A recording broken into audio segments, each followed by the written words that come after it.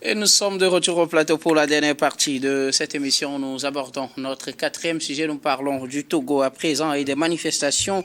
Touche pas à ma constitution appelle à la libération des personnes arrêtées.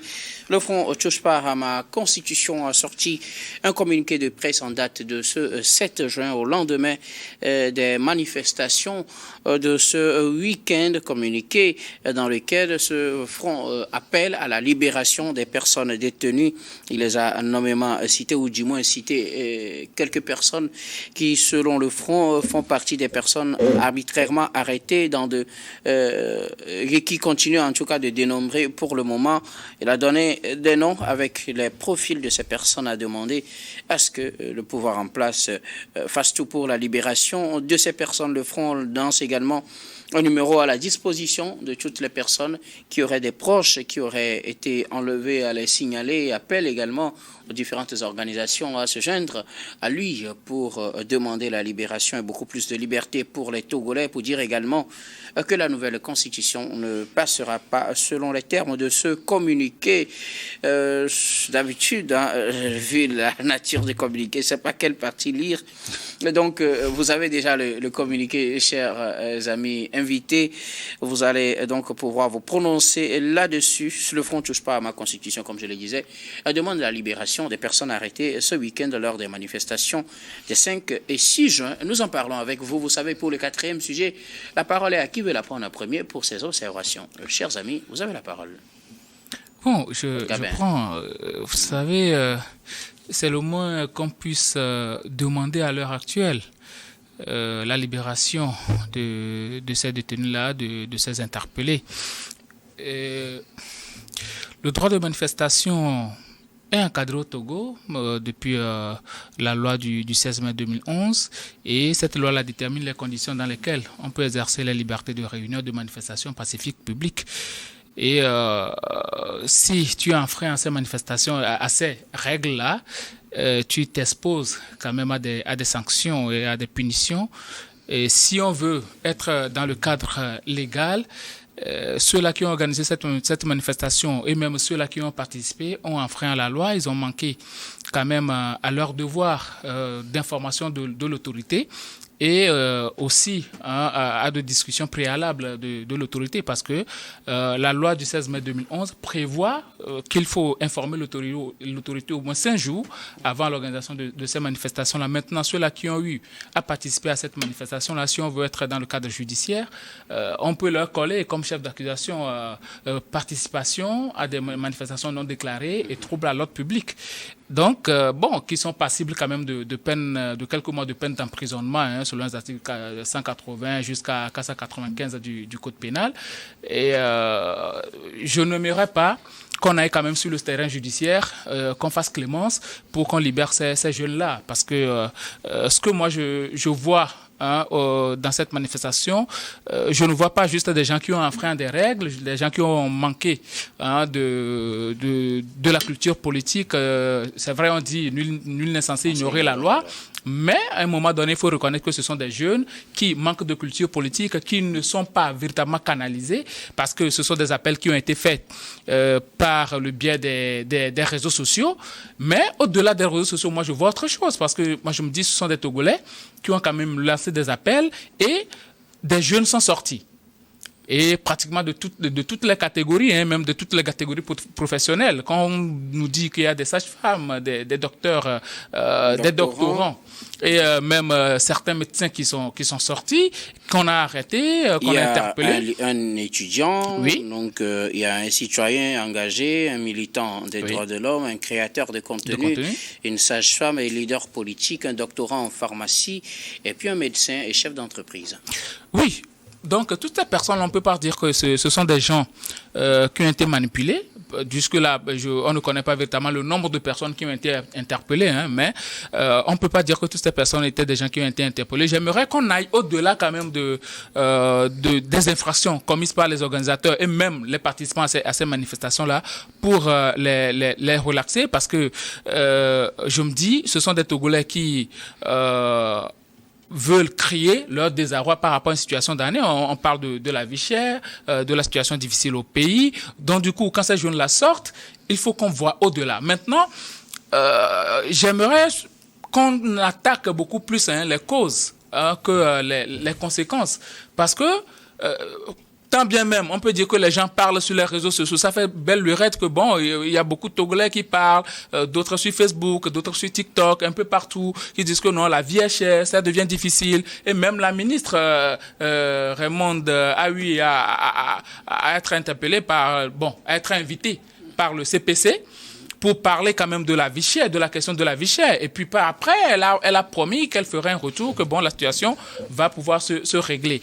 Mais ça n'a pas été fait jusqu'alors. Ça veut dire que la précarité, tous les Togolais le vivent, et on sait très bien que la situation n'est pas du tout facile. Et quand les gens crient, j'aurais aimé que l'autorité prenne quand même la mesure de la situation pour écouter ces Togolais-là qui crient et au moins discuter avec eux.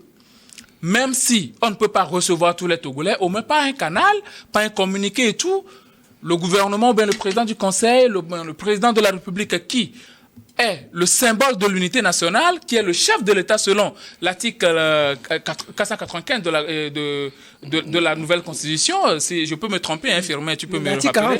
L'article 40 de la Constitution, qui lui confère quand même ces prérogatives-là, pouvait faire un communiqué pour dire, bon, nous vous écoutons, on est en train de prendre les mesures pour que la situation puisse se régler. Donc, calmez-vous, les choses vont aller dans un bref délai. Et là, ça va calmer un peu la situation. Mais le fait qu'il n'y ait pas de répondant devant, que les gens se disent, bon, on ne nous calcule pas. Il y a eu une sorte de frustration. Et ceux-là qui ont appelé à manifester, ils ont surfé sur ces frustrations-là. Et puis, les jeunes sont sortis. Si les gens ont commencé par manifester depuis le 5 jusqu'au 6, ça veut dire que ce ne sont pas des jeunes qui n'ont rien à faire, mais véritablement, ce sont des jeunes en quête de quelque chose et ils se disent, on se sent abandonné, on ne nous écoute pas, il n'y a pas de quelqu'un qui puisse communiquer avec nous, personne ne veut apporter de solution aux problèmes qu'on a.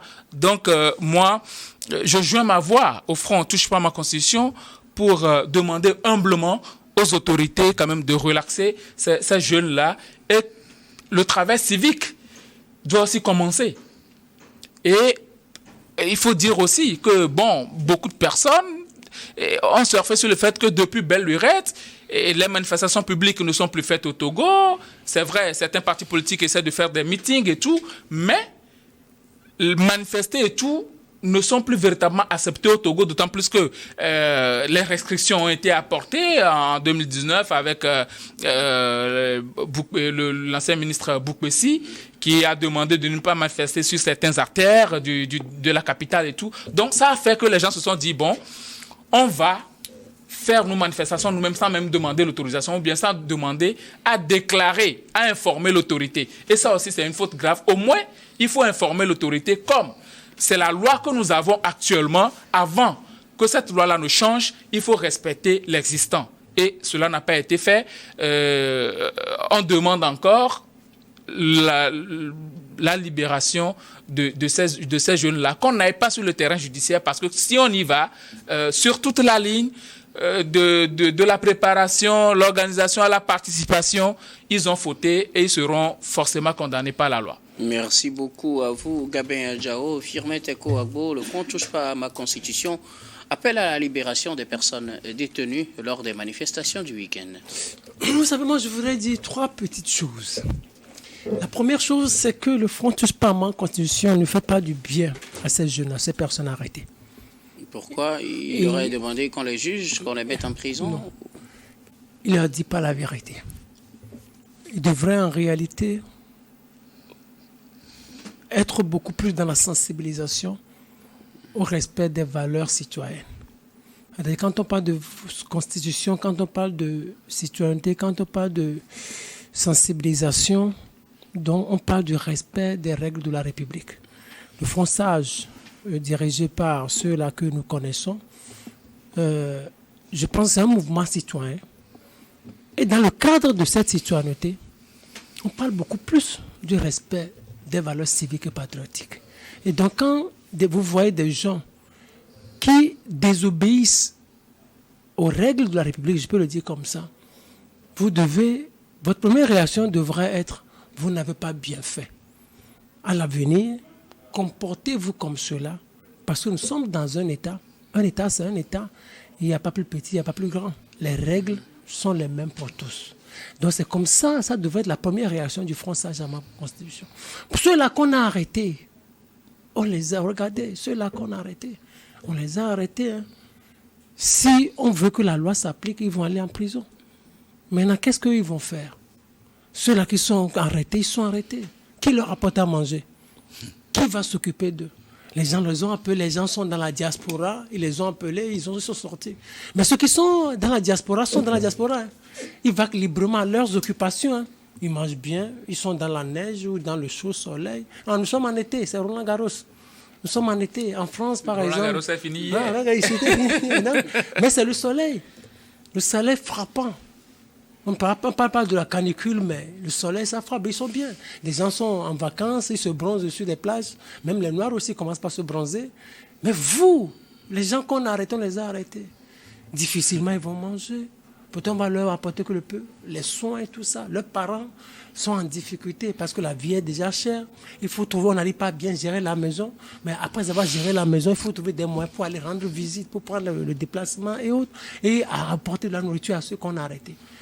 À ce niveau-là, moi je demanderais simplement en toute humilité, je demanderais aux autorités de les libérer.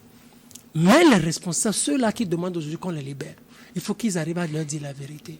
Vous savez, la jeunesse doit comprendre ceci. On peut manifester, Gabriel Diarou l'a dit tout à l'heure, dans l'entame de ses propos, on peut manifester au Togo. Le Togo a des règles. Chacun a le droit de s'exprimer. Mais vous devez savoir que ça doit se faire dans les limites de la loi. Il y a la loi qui dit, ok, vous manifestez. La nouvelle constitution, il y a 25 articles qui sont consacrés aux droits des personnes. 25 articles. Et dans ces articles-là, vous allez trouver 23 droits. 23 droits. Et 2 articles sont consacrés aux devoirs. Alors, allez lire la constitution et vous allez voir, vous allez vous faire prévaloir vos droits. Et quand vous faites prévaloir vos droits, ils seront respectés. Mais ce n'est pas parce que vous avez des difficultés, ou peut-être vous avez constaté un certain nombre de choses, que vous allez vous permettre de faire tout. Vous allez tomber sous le coup de la loi, et la loi va vous frapper. Encore que nous sommes dans un monde actuellement difficile sur le plan géopolitique, difficile à gérer. Les États nationaux n'arrivent pas à s'en sortir. Les chefs d'État n'arrivent pas à s'en sortir. Et vous aussi, vous allez tomber dans ce genre de situation. Ça va être difficile. Est-ce que moi, je demande à la jeunesse, non à la violence. Non à la violence. Parce que vous commettez la violence, vous subissez la loi frappe. Non à la violence. Si des gens sont quelque part, vous ne les connaissez pas, vous ne les avez jamais vus, ils sont à l'extérieur du pays, ils insultent les autorités de ce pays et vous demandent de descendre dans la rue. Vous descendez dans la rue, on vous prend, ceux-là, lui, il ferme sa caméra et il dort tranquille. Mais vous n'allez pas, vous allez faire le show. Vous allez dormir dans du show. Ça va être difficile pour vous.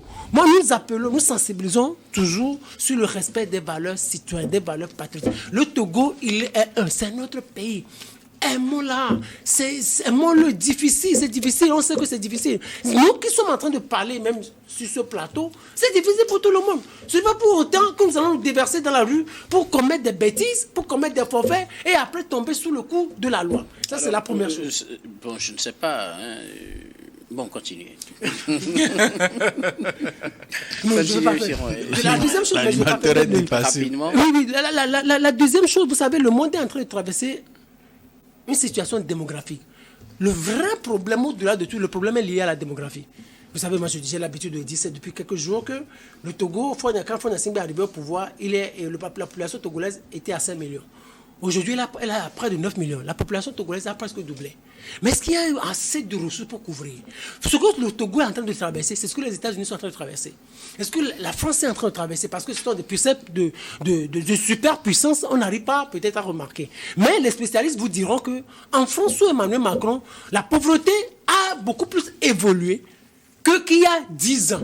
Et Macron même l'a dit lors de sa dernière interview, en disant que, en réalité, vous savez, qui comprend ce qui se passe, qui comprend la violence, qui comprend les frustrations, parce que dans plusieurs communes, il y a des jeunes, des enfants qui vont à l'école, mais ventre vide. Parce qu'en réalité, il n'y a pas de ressources qui accompagnent.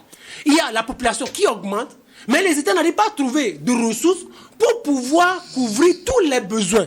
Je pense que c'est ça, en fait. Nous devons comprendre ça. Et ce que moi, je demanderais, et c'est la troisième chose, ce que moi, je demanderais aux États, aux chefs d'État ou à ceux qui dirigent le Togo, de faire encore plus d'efforts pour aller chercher des ressources pour pouvoir couvrir tous les besoins. Parce que nos problèmes sont beaucoup plus sociaux et économiques. Il y a beaucoup de maisons qui se construisent. Il faut beaucoup d'argent pour que l'électricité puisse suffire à tout le monde. Il y a beaucoup d'enfants qui naissent. Ça veut dire qu'il faut mettre beaucoup d'argent au niveau de la cantine scolaire pour pouvoir satisfaire tout le monde. Il y a beaucoup de couples qui s'installent aujourd'hui. Il faut beaucoup d'argent pour les aider à meubler leur maison. Il y a beaucoup de maisons qui se construisent. Il faut beaucoup de quartiers qui naissent. Il faut assez de centres de santé pour pouvoir couvrir tous ces besoins-là. Donc moi, c'est là où je demande aux États de faire beaucoup d'efforts pour pouvoir couvrir tous ces besoins. Merci. Firmeteko Agbo. Alors, Sanaveyel Sadio Etchou, le Front Touche pas à ma constitution demande la libération des personnes arrêtées lors des manifestations de jeudi et vendredi. Et tout d'abord, il faut constater que ce fameux front va hors sujet. C'est une tentative de récupération, puisque je ne vois pas l'opportunité de mêler le débat, le fameux débat sur la Constitution à ce que réclamaient ces gens qui sont sortis. Ça n'a rien à voir. Et donc, tout d'abord, moi, j'aimerais dénoncer déjà cette récupération qui est vraiment ignoble à mon sens. Et donc, Gabin tout à l'heure questionnait les raisons de cette manifestation en amont d'abord. Moi, je pense fondamentalement qu'il y a deux situations principales qui ont créé cela. Tout d'abord, l'augmentation des frais d'électricité. Et ce qui est venu vraiment exaspérer les gens, c'est ces frais fixes sur les compteurs cash power. Et je pense que les prélèvements ça. À l'origine. Voilà, ces prélèvements à l'origine et qui vraiment ont fait déborder la goutte d'eau. Et malheureusement, vous savez, comme vous l'avez dit, il y a certains de nos compatriotes qui ne savent pas ou bien ont été si naïfs de penser qu'il fallait manifester alors qu'il y a bien un régime juridique qui encadre ces manifestations. Et de surcroît, je pense qu'il y a aussi un travail de pédagogie à faire. Et de quel droit nous pensons que lorsqu'il y a une manifestation interdite, on peut commencer par prendre son smartphone et filmer alors qu'on n'est pas un organe de presse accrédité pour cela. Je pense que beaucoup de personnes ont fauté et il faut suffisamment avoir le courage de le dire. Mais ceci dit, il y a aussi des faiblesses du côté de l'autorité. Parce que depuis un certain temps, on est habitué à des directs sur les réseaux sociaux où on raconte du tout et du n'importe quoi. Des faussetés alors qu'à aucun moment donné, il n'y a jamais eu un effort pour rétablir la vérité. Alors qu'on sait que beaucoup de nos concitoyens aujourd'hui ont la paresse intellectuelle de ne s'informer, de ne s'instruire que sur les réseaux sociaux. Je veux parler surtout de TikTok aujourd'hui. Quel est l'effort qui a été fait pour essayer d'apporter la part de vérité du côté de l'État? Donc, à un moment donné, le débat public, je pense qu'il y a une faiblesse au niveau du débat public. Aujourd'hui, lorsque vous prenez par exemple, il y a une loi, il y a un décret portant l'accès des citoyens aux informations, c'est-à-dire le décret, décret portant liberté d'accès à l'information et à la documentation publique, qui permet aux citoyens de contacter comment on appelle les services publics, leur écrire, les contacter pour dire nous avons besoin d'informations sur tel sujet. Aujourd'hui, comment est-ce que le débat public est alimenté? Est-ce que ce décret-là, présidentiel, est mis en application au niveau des services publics qui donnent l'accès à tout citoyen qui le souhaite pour avoir les informations vraies, pour les confronter à tout ce qui se raconte sur les réseaux sociaux? Comment, lorsque vous prenez la loi sur la décentralisation, le bureau du citoyen, qui est l'organe par l'excellence par lequel les citoyens peuvent demander des comptes à leur commune, est-ce que c'est organisé dans toutes les communes du Togo? Je ne sais pas, je ne pense pas. Et je pense que sur ce point, nous devons faire beaucoup d'efforts. C'est vrai, il y a des gens qui, par naïveté, peut-être parfois même en toute connaissance de cause, ont bravé la loi. Ils doivent en subir les conséquences. Mais je pense qu'aujourd'hui, tout le monde a compris et peut-être l'autorité doit vraiment être clémente sur ce point. C'est un appel que je lance. Il doit être clément sur ce point.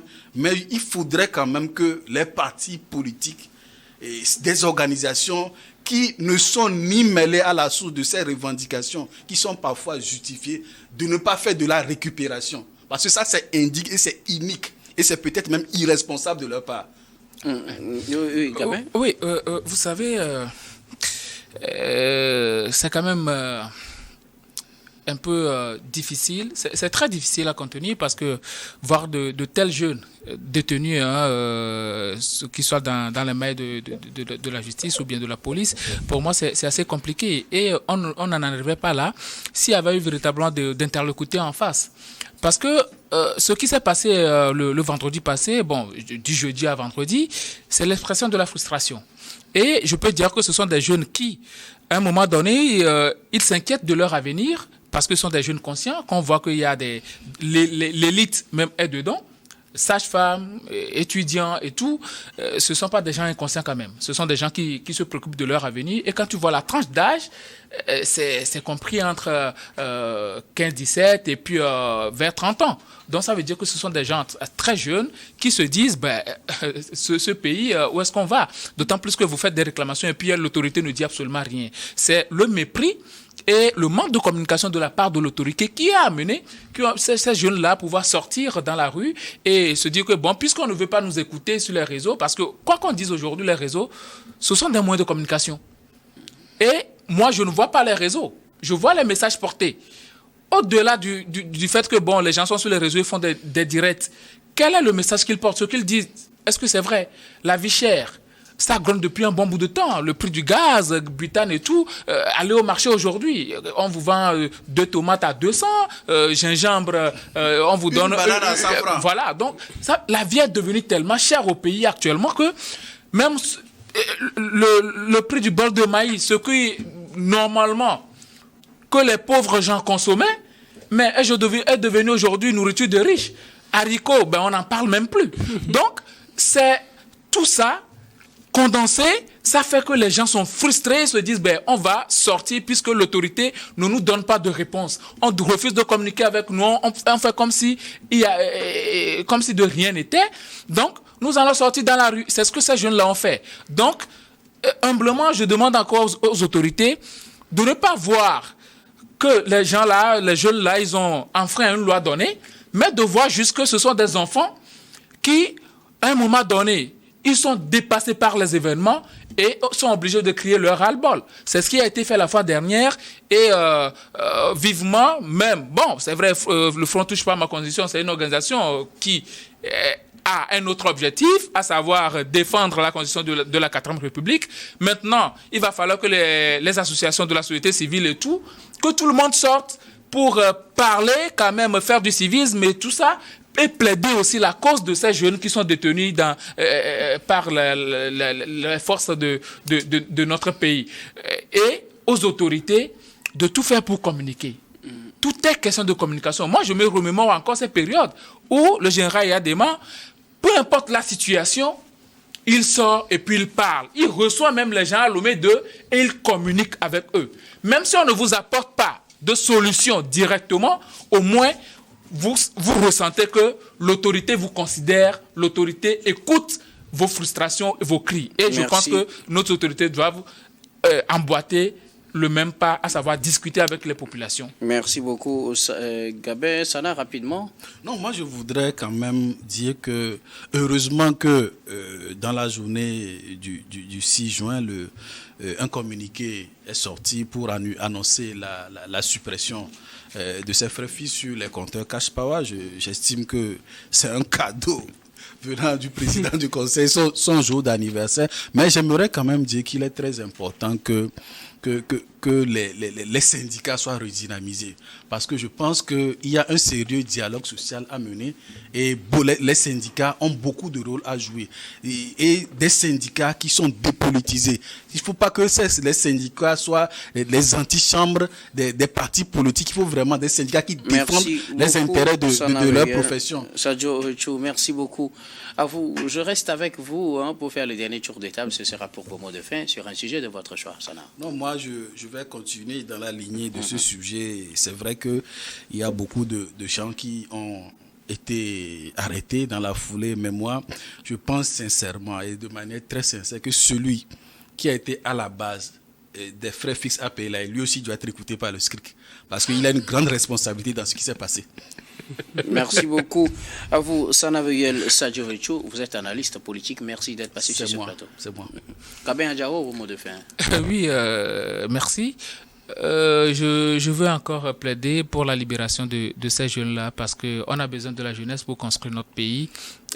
Surtout que nous sommes dans une nouvelle république, nous devons faire place à tout le monde et considérant que ce sont des enfants qui ont fauté et il faut quand même les relancer pour que ils apprennent de leurs fautes, pour qu'ils sachent que prochainement pour manifester, il faut prendre des mesures. Et aussi ceux-là qui font des directs, il faut le dire, ce sont des Togolais. La diaspora fait beaucoup pour les gens qui sont au pays. En 2024, ils ont envoyé plus de 630 millions de dollars. Ce n'est pas rien. Et quand ces gens-là parlent, leur voix ne doit pas être moins considérée. Ils doivent être aussi occupés. Merci beaucoup à vous, Gabin Adjaro. S'il vous plaît, ce n'est plus un débat. Gabin Adjaro, vous êtes juriste et directeur des cabinets Juris Consulting. Merci d'être passé sur ce plateau. Merci, docteur, pour l'invitation. Firmet Teko Agbo, vos mots de fin. Non, moi, je voudrais réitérer ce que j'ai dit tout à l'heure. Vous savez, le monde s'agrandit partout. Vous voyez ce qui se passe aux États-Unis. En fait, le problème, quand Trump s'attaque aux migrants, c'est parce que les nationaux ont des problèmes. La démographie devient de plus en plus importante, mais il n'y a plus assez de besoins pour pouvoir couvrir tous les besoins. Donc, il faut que les migrants, les illégaux, il faut qu'on les fasse sortir du pays pour que les nationaux puissent trouver du boulot et pour que le pays puisse s'apaiser. Donc, en France aussi, vous avez vu depuis la victoire du PSG, ça grogne. Il y a des billages, des boutiques qu'on pille, il y a assez de frustration, il y a assez de colère, il y a assez de détestation. Ça veut dire que ça grogne de partout. Que les dirigeants du monde arrivent à plancher sur le problème démographique. La population devient beaucoup plus importante. Il faut le noter dans vos agendas et mener des politiques irrelatives. Sinon, ça va être difficile. Les jeunes, ça naît tous les jours. Et ce qui est dramatique, c'est que cette jeunesse qui est née après 80 ou vers la fin du 20e siècle et au début du 21e siècle, cette jeunesse ne veut rien entendre. Cette jeunesse ne veut rien comprendre. Cette jeunesse devient malpolie et n'écoute personne. Nous devons tenir compte de tout cela et mettre aussi beaucoup de moyens dans la sensibilisation sur les valeurs citoyennes. Il faut qu'on forme les jeunes qui arrivent maintenant. Les jeunes, il faut qu'on les forme. Il faut qu'on les forme sur les valeurs citoyennes. Merci il faut qu'on les forme sur les valeurs patriotiques pour qu'ils soient des citoyens aguerris, capables de dire non à la violence. Merci. Firmin Teko Agbo, vous êtes chroniqueur politique, directeur du Centre de géopolitique, Centre de recherche de géopolitique internationale. Firmin Teko Agbo, merci d'être passé sur ce plateau. Merci, Annie Ward. Merci de m'avoir invité. Merci, ce fut un plaisir. Merci également à toutes les équipes techniques et rédactionnelles qui nous ont aidés à préparer et à présenter cette émission. Merci beaucoup à Aimé Roland, Komlagan, Messi et Yves Kofi Maougnon Adjo à la réalisation. Merci à tous les collègues en régie, à Cédric Newlands. Et merci à Rebecca Vessou et Stéphane Kouono à la caméra et surtout à vous, très chers téléspectateurs, de nous avoir suivis. C'est la fin de ce numéro de Regard Croisé. Je vous retrouve demain avec le même plaisir pour un autre numéro.